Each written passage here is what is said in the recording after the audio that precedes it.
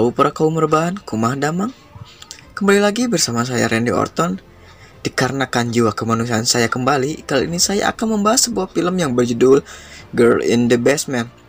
Film Girl in the Basement menceritakan tentang kasus penculikan keji yang dilakukan seorang ayah terhadap anaknya selama 20 tahun dan mengurungnya di bawah tanah dan memiliki 4 orang anak hasil dari ayahnya sendiri.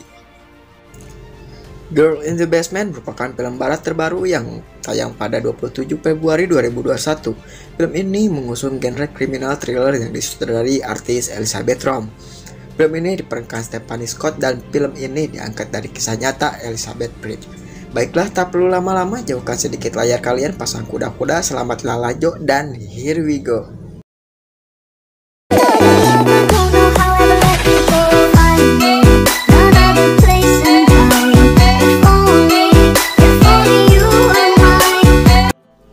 Scene film diperlihatkan sepasang suami istri yang sedang terburu-buru membawa anaknya ke sebuah rumah sakit, dan film Girl in the Basement pun baru dimulai.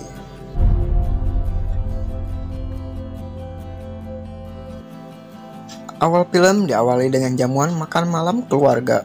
Ayah bernama Don, ibunya Rene, kakak perempuan Amy, dan si bontot keras kepala yang selalu membangkang bernama Sarah. Sarah meminta izin keluar malam ini dikarenakan ada pesta kecil-kecilan bersama temannya. Namun sang ayah melarangnya. The big deal is your attitude. Sit.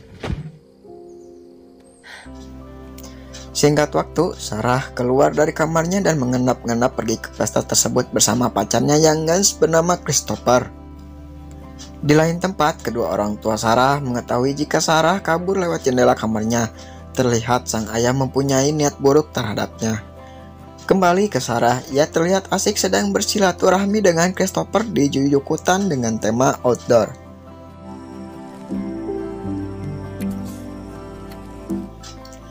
Keesokan paginya, ayahnya melihat Sarah pulang bersama kekasihnya Don. Don pun marah karena ia tidak mengikuti aturan yang Don berikan di rumahnya. Sarah pun bercerita kepada ibunya dan Amy bahwa kalau setelah kelulusan kuliah ia akan berkeliling dunia bersama Christopher. Ibu dan kakaknya pun mendukungnya. Namun di luar si botak Don mendengarkannya dan ia pun bergegas menyiapkan tempat psikopatnya yang berada di bawah tanah.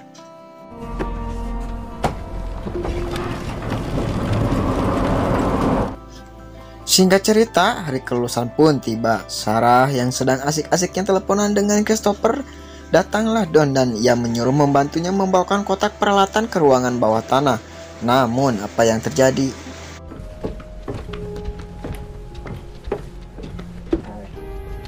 That's too bad.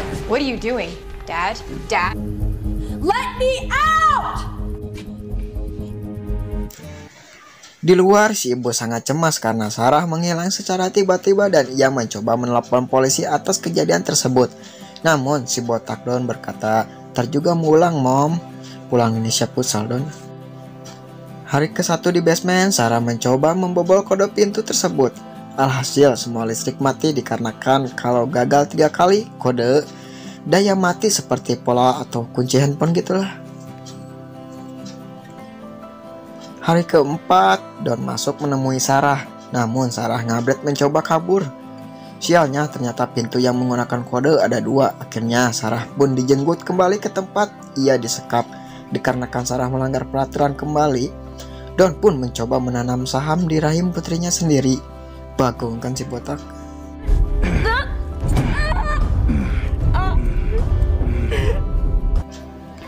Di sisi lain, si ibu kedatangan polisi yang ganteng, canda ganteng, dan bercerita kalau anaknya tiba-tiba hilang dan si polisi pun berkata, "Sudah biasa Bu, kasus kayak gini biarin aja, dia kan sudah dewasa, nanti juga pulang dengan sendirinya."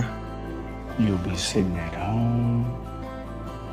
Phone will ring. Singkat waktu, Christopher pun datang dan menanyakan kepada Don apakah Sarah sudah pulang. Namun Don mengarang cerita kalau Sarah pergi bersama lelaki lain yang bernama Steve. Christopher pun pergi dengan rasa cemburu. Paul, that you came by, okay? Yeah, cool. Hari di mana Sarah berulang tahun ke-18 pun tiba. Don membawakan kue dan gaun berwarna merah dan menyuruh Sarah memakainya. Di kemudian hari, Sarah mencoba membuat senjata dengan kaleng bekas. supaya bisa keluar dari tempat tersebut. Namun semuanya sia-sia. This is what happens to ungrateful little girls. 9 bulan kemudian, Sarah melahirkan anak pertama dari ayahnya sendiri. Sarah memberi anak tersebut dengan nama Mary karena anak tersebut perempuan. Scene berganti, tahun keempat diceritakan Sarah mengandung anak kedua bernama Michael. Sarah menginginkan anak-anaknya bisa keluar dari tempat tersebut, namun Don marah. Di sisi lain, ibu Sarah kekeh akan menyewa penyidik tentang keberadaan Sarah. Namun seperti biasa Don menolaknya dikarenakan membuang-buang uang. Hari Natal pun tiba. Don memberikan sebuah TV kepada Sarah. Mary pun terlihat senang akan pemberian ayah psikopatnya tersebut. It's a television. What is a television? Scene berganti, tahun ke-9 diceritakan Sarah mempunyai 2 anak. Terlihat Mary sedang sakit demam tinggi. Don pun memberikan obat puskesmas sehingga Sarah marah karena demamnya tinggi dan harus membawanya ke rumah sakit. Namun Don kembali menolak. Kan bagong bukan? Tidak ada rasa kemanusiaan psikopat mah. Tak lama kemudian Sarah pun mengarang cerita kepada Mary kalau di luar sana ada seorang pangeran yang bernama Christopher yang akan menyelamatkannya. Di luar terlihat Christopher tak bosan-bosannya menanyakan keberadaan Sarah kepada Amy. Ia pun berkata, apakah benar Sarah pergi bersama Steve? Amy pun heran, kamu tahu dari mana Christopher? Christopher pun menjawab, bukannya itu semua dari ucapan ayah kalian? Steve? Your dad told me. Singkat waktu, Sarah mengandung anak ketiga. Mary pun berkeinginan melihat taman dan kebun binatang. Namun Sarah tidak bisa berbuat apa-apa. Di lain tempat, ibu Sarah marah dikarenakan Don mengarang semua cerita kepada Christopher tentang Steve. Adu bacot pun tak terelakkan. Amy pun melihat kunci bawah tanah tergeletak di kursi. Ia pun bergegas mencari keberadaan adiknya di bawah tanah. Namun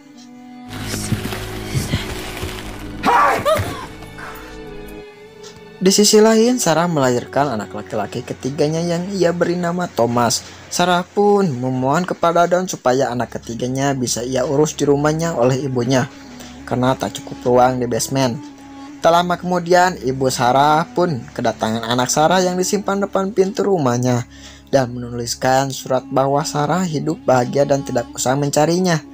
Namun ternyata di bawah keranjang bayi tersebut ada sekecil surat yang bertuliskan, "Ibu, tolong aku berada di bawah tanah, panggil polisi." Namun sial surat kecil tersebut malah Don yang menemukannya. Akhirnya ia kembali menjadi pelampiasan seks ayahnya tersebut.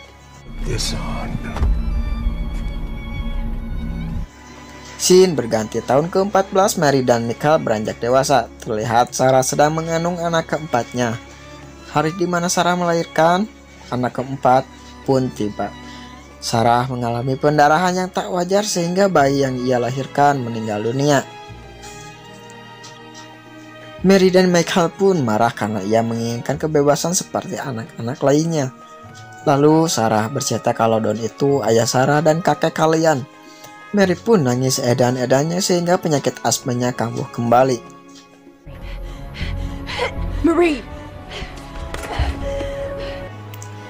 Scene berganti, tahun ke-19. Michael marah dan mencoba menyerang Don, namun Sarah menenangkannya. Singkat cerita, terlihat di rumah terjadi cekcok mulut dikarenakan Don dipecat dari pekerjaannya. Dikarenakan desakan ekonomi, Don mencoba membunuh Sarah beserta anak-anaknya dengan cara memasukkan asap pembuangan knalpot dengan selang melalui ventilasi udara bawah tanah. Namun Thomas mengetahuinya, sehingga percobaan pembunuhan tersebut ia hentikan. Namun sial asap knalpot terlanjur masuk melalui ventilasi udara, mengakibatkan asma Mary pun menjadi lebih parah dan harus segera dibawa ke rumah sakit. Tak lama kemudian, Don datang dan Sarah memohon agar Mary dibawa ke rumah sakit Hasan Sadikin. Tidak ada cara lain, akhirnya Sarah dan Don pun membawa Mary ke rumah sakit Hasan Sadikin secara sembunyi-sembunyi. We'll go to the hospital. Pick her up. You're staying. Di rumah sakit Hasan Sadikin, dokter yang menontok merasa aneh tentang data Mary kalau selama 18 tahun anak tersebut tidak terdaftar di dinas kesehatan. There's no vaccinations, no shots, nothing? Everything's been fine until now. Kembali, Don psikopat botak mengarang cerita. Selagi ia menandatangani riwayat pasien, Sarah dengan cerdasnya menumpahkan kopi ke kertas tersebut. Alhasil Don pun meminta kembali surat tersebut kepada resepsionis. Kesempatan tersebut tak disia-siakan Sarah. Ia berlari menuju dokter tersebut yang bersama polisi dan menceritakan hal-hal mengerikan yang ia alami. Tak lama kemudian Don berhasil dicurigai dan ditangkap. Mary pun berhasil siuman dan merasa aneh. "Aku di mana, Bu?" Sarah menjawab kalau kita di rumah sakit dan jangan khawatir, Don telah ditangkap polisi.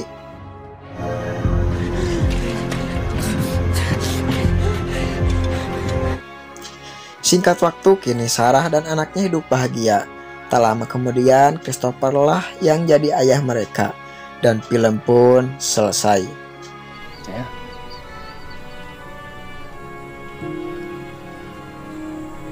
Every day for 20 years.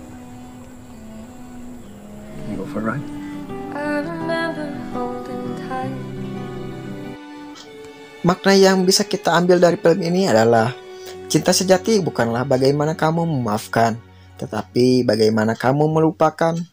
Bukan apa yang kamu lihat, tetapi apa yang kamu rasakan. Bukan bagaimana kamu mendengarkan, tetapi bagaimana kamu mengerti. Dan bukan bagaimana kamu melepaskan, tetapi bagaimana kamu bertahan. Memang akan sulit bagiku untuk melupakanmu, namun biarlah waktu yang nanti akan mengurusnya. Gimana guys film kali ini? Saya Randy Orton pamit diri, nantikan video-video menariknya lainnya dari channel ini. Hasta la vista, jaga diri kalian baik-baik.